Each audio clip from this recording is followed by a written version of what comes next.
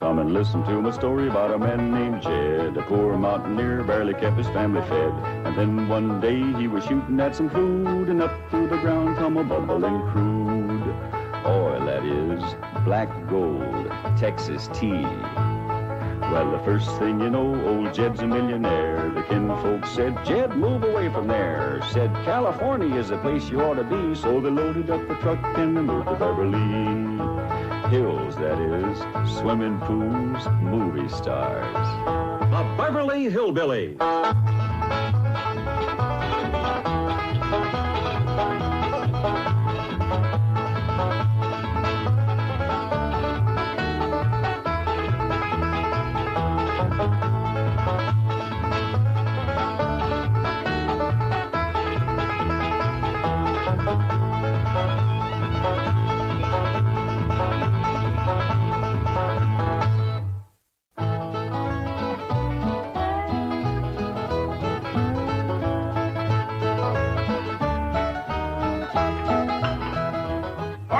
Jethro, tell us exactly what happened with Miss Drysdale. Well, I come around the side of the house, and I see this here lady fighting with a furry-looking varmint. Turned out it was Miss Drysdale. No, Uncle Jed, it was a fox. Lady was Miss Drysdale. Oh, yeah. So I grabs up the shotgun, and I says, step aside, lady, and I'll shoot it. Well, instead of that, she whipped around and throwed that thing in the air. Well, I shot it on the fly. With both barrels. Blew my wife's fox fur to shreds. No wonder she fainted dead away. I caught her just in time. The chauffeur had to help me get her into the car. She was out like a light. She was stewed to the gills. You said it took 2 men to get her back in the car. You know, Jethro, could be that there fox was Miss Drysdale's pet. Why in tarnation would she want a sneaky old fox for a pet? 'Cause them kind of people are liable to do anything. What kind of people? Ask your pa. Well, I reckon I can't protect you from the ugly side of life forever. You see, Miss Drysdale is what city folks calls what was her husband called it, Granny? Hypochondriac. Yeah, that means she drinks a little. Well, let's be thankful for one thing, Mr. Drysdale. What's that? The tree outside the window. It completely obscures her view of the Clampett estate. Yes. And if that tree should ever lose its leaves and she gets one look at those hillbillies... It shall not happen. The Clampetts have agreed to accompany me to Palm Springs. Fine, fine. Now, you keep them there until I get Margaret back to Boston. Can do and will do. Maybe it's for the best that you know about that poor woman next door, Ellie. Now you can pitch in and help us get her cured. Yep. I'll need you to help find the makings from a sobering up mash. That's what I'll give her first. But Miss Jane said she was taking us to Palm Springs. Folks don't run off and leave the neighbors when he's in trouble. What are you going to need for your sobering up mash, Granny? Well, most of the stuff I got. But it takes pecan root, wretchweed, sourdough, skunk oil, chimney soot, spider webs, horsebeard, snake wart, pepper leaves, chicken gizzards, stump water, coal oil, slippery elm ooze, and turpentine, and a few more things that's secret. Oh, and the biggest toad you can find. Granny, you use a live toad? That's just for testing. I give it a swaller to see how far it jumps. Last time Granny used a sobering up mash, set a new record. Clean over the top of Elverny Bradshaw's clothesline. That's tall jumping for a toad. Oh, this wasn't no toad. This was Elverny's husband, Homer. It was him Granny was sobering up. Wellie, if you're going out in the brush hunting stuff for Granny, you'd best put on some old clothes. Okay, Pop. Well, let's get it going.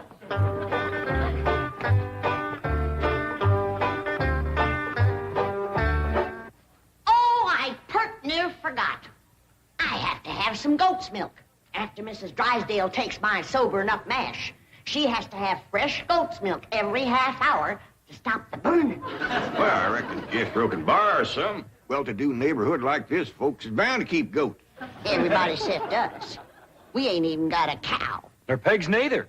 Nor chickens. We ain't even got nothing to pull a plow. You're supposed to be so dad blame rich. I'll bet we're the only family in Beverly Hills that ain't got a mule. reckon it is high time I was stocking this place. Even Mr. Drysdale's been after me to buy some cattle. Well, good for him. Yeah, just the other day he says to me, Mr. Clampett, you got $25 million in cash. You ought to put some of that money into stock.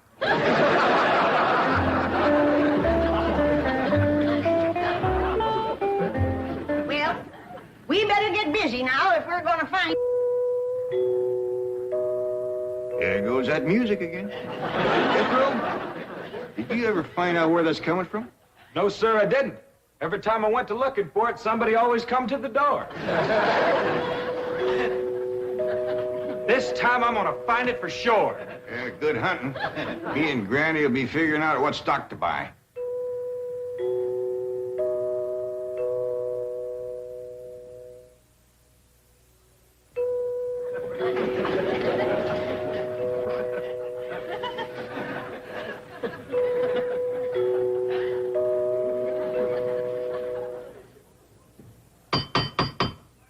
Doggone it, never failed. Howdy, Miss Hathaway. Oh, please stop calling me Miss Hathaway. Now, if I can call you by your first name, Jethro, surely you can do the same for me. But, Please? well, howdy, Miss Jethro. How about calling me Jane? I like that better. Well, are we all set to leave for Palm Springs? No, ma'am. Uncle Jed and me's going to town and buy some stock. Stock? Yes, ma'am. Mr. Drysdale, he told Uncle Jed he had ought to put some of his money into stock. He dictated a memo on that. But you needn't waste time driving into town. You can order your stock by telephone. Now, here are Mr. Drysdale's recommendations. He doesn't want your Uncle Jed to get a bum steer. Oh, Uncle Jed, he wouldn't buy no bum steer. Players should be cautious in the bull market. You gotta be careful with cows, too. I don't need this list nohow. Me and Granny's already figured out what we want. That's right. A pair of goats, 3 pigs, 4 cows, a bull, a mule, and a dozen chickens. Reckon we get all that on the truck? Don't have to. Miss Hathaway says just call on the telephone and they bring them out. Oh, now, ain't that nice? Hello? Jed, I watched that banker feller. You have to stick your finger in them holes and spin her a while. All right.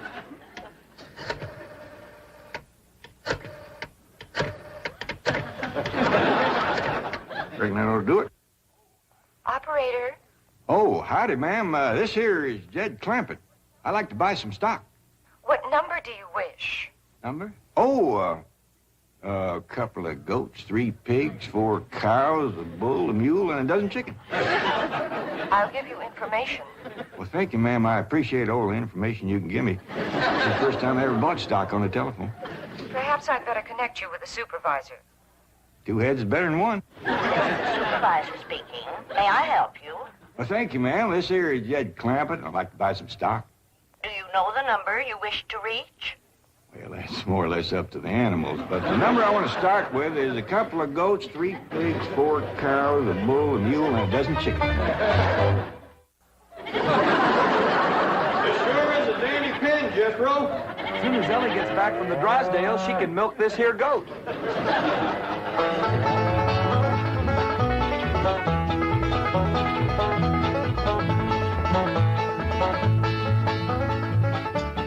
Mr. Drysdale sure has got a nice house, ain't he, Granny? Yep. Nice house, nice car, nice job. But the evil of drink has sure laid a heavy hand on his heart. Never forget, Ellie, drinking is a curse. But you take a drink now and then, Granny. Never more than a thimbleful.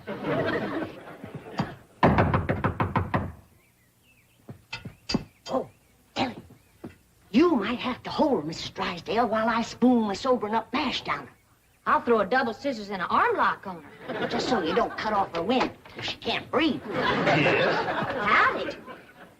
We've come to see Miss Drysdale. I'm sorry, madam, but Mrs. Drysdale cannot be disturbed. Are you her kin? I'm a butler. Oh, that must have been her maiden name. You are taking care of her, are you? I am a butler, madam. Well, I'm glad to see that her family ain't ashamed to help her. Whom shall I say called? Well, this here's Granny, and I'm Ellie Mae. Pa and Jethro would have come too, but they're busy with the cattle. Very good. Hold on now. We've come to see Miss Drysdale. Mrs. Drysdale is indisposed, madam. She is not receiving. Oh, still sleeping it off, huh? Well, when she comes to, you just spoon half of this down her and then stand back. Yeah, she'll commence to doing some tall jumping. Don't bite you. We'll be back later with the goat's milk. Want me to stay and help you do for Miss Drysdale? We are managing, thank you. Are you doing the washing and the cleaning and the cooking for her? Certainly not. Oh, just letting it pile up on her, huh? I am a butler. Oh. Want me to haul him out of there, Ranny, and wrestle him down? Kin folks have certain rights. Family comes first. He sure is proud of that family name, ain't he? Yeah. You hear him talk, the butlers don't get wet when it rains. Did you say something, dear? Well, speak up, dear. Can I get you something? Come in. I beg your pardon, sir. The butler said some people from a ranch brought this for Madame. From a ranch? Well, he said they mentioned cattle. They called themselves Granny and Ellie Mae. The Clampetts. They haven't gone to Palm Springs. Get him in through that gate. That's the way. Suey! Pick! Ah! Get in there. Get in there, Pig! Get in, Pig! Come on! Pig! That's the way. Suey! No, surely not. Marie, tell me I'm hearing things. You're hearing things, sir. Cows, chickens, pigs, goats. No.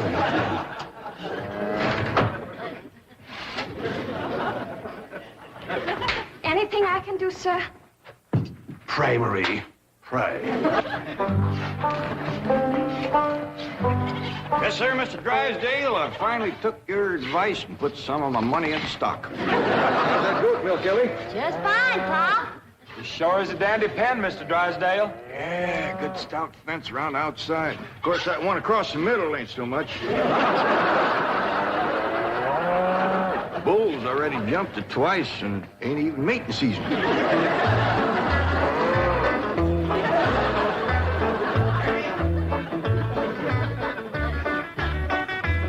Got ourselves some mighty fine-looking stock.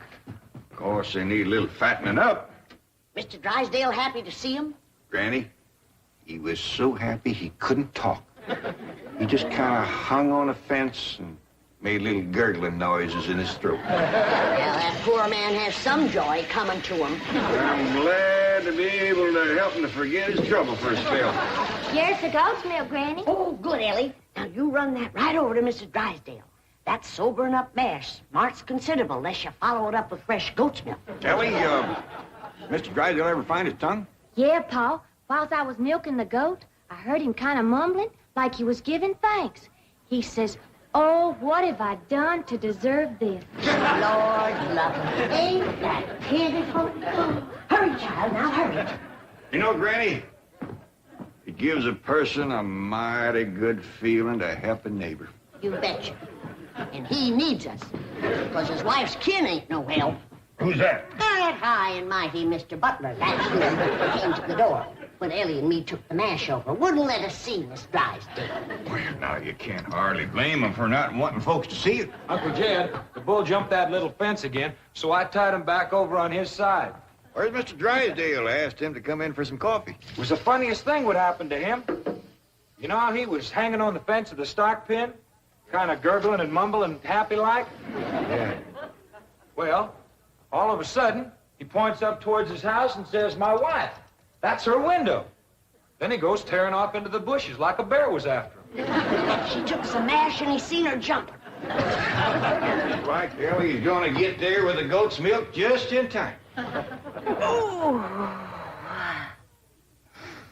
Oh, Sonny, Sonny, your mumsy just had the most ghastly dream.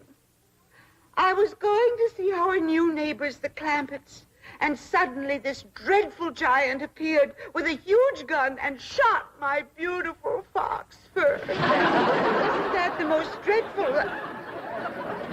Claude, what are you eating?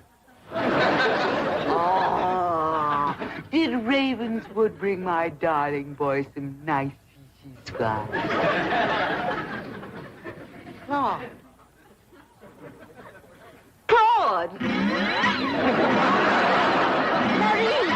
Marie, come and get Claude. What's the matter, dear? Claude, he's having a seizure or something. Is something wrong? Yes, Marie. Open the window. Yes, let's have some fresh air. No. You take Claude to the doctor. I'll get the window.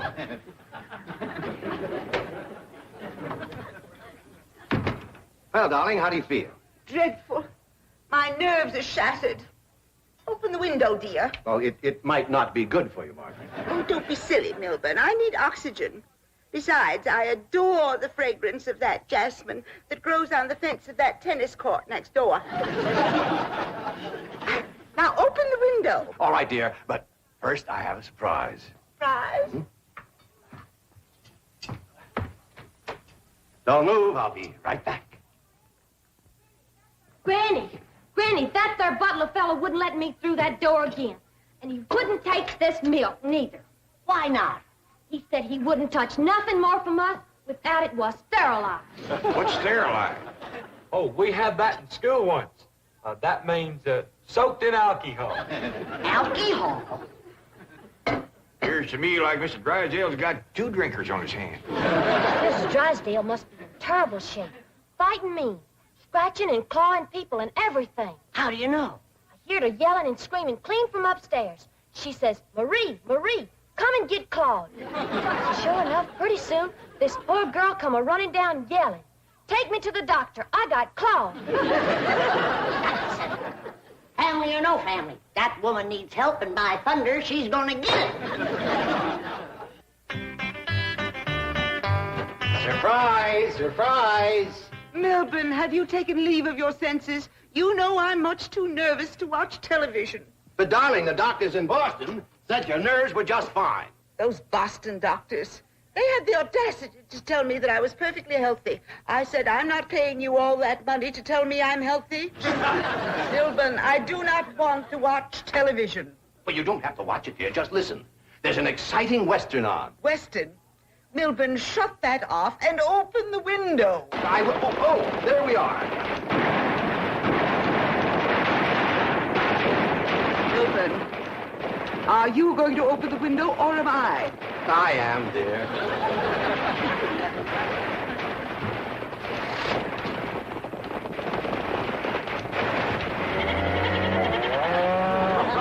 There, you see, the cattlemen and the sheepmen are fighting now. Well, if you won't turn it off, I will. Oh, dear, I do admit that's a very old plot, but I'm sure we can get something better. That's the window he pointed to right there. I've got to get some fresh goat's milk up to that woman some way. I could shinny up the tree and climb right in that window. Oh, Jethro, it ain't fitting for a man to be in a woman's bedroom. How about me? No, Ellie. You're too young to handle somebody wrestling in the grip of old John Barleycorn. I gotta get up there and have a goat handy to milk ever so often. I think I got it figured out, Granny. I'll get a rope, throw it over that limb, hoist you up to the window.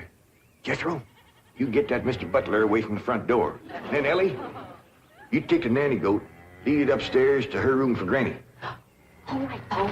But that little goat ain't gonna do nothing unless it's got that little chicken sitting on his back. That's all right. Raw egg ain't gonna do Mrs. Drysdale a bit of harm.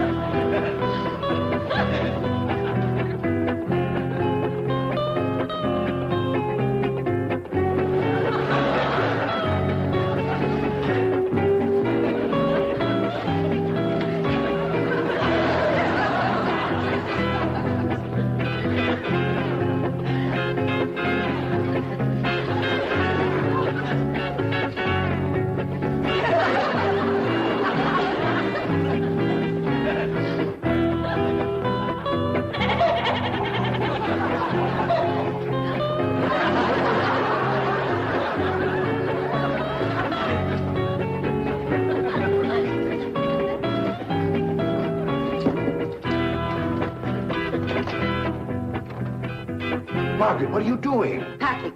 I'm leaving immediately. Oh, don't leave me. I love you. I love you too, Milburn. Why don't you come to Boston with me? You haven't seen Sonny for a long time. I don't understand. Why have you suddenly decided to go back to Boston? To see those doctors. Let them dare to tell me now I don't have a nervous condition. I'm even having hallucinations. It's wonderful. Hallucinations? I just saw a witch fly by that window, and there's a goat in the bathtub with a chicken riding on its back. Oh, you couldn't see them, dear. Only someone with my shattered nervous system. There goes the witch again. Oh, Milburn, I'm the happiest woman in the world. It's marvelous. Wait until those doctors hear this. Can't get in the attic and she won't open the window. Heist me up again. Here, Milburn. Let's have a vitamin toast to my coming triumph.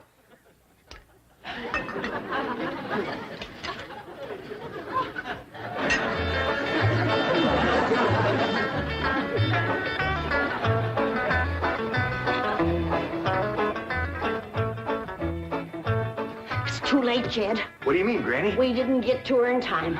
Now she's got her husband on the stuff.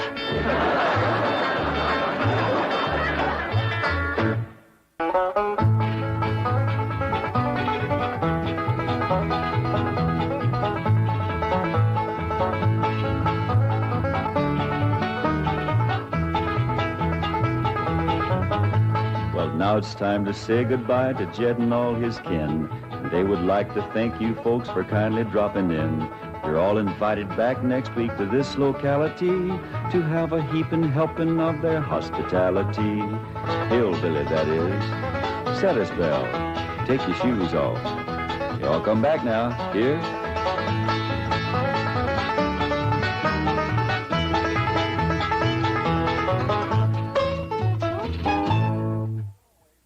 This has been a Filmways presentation.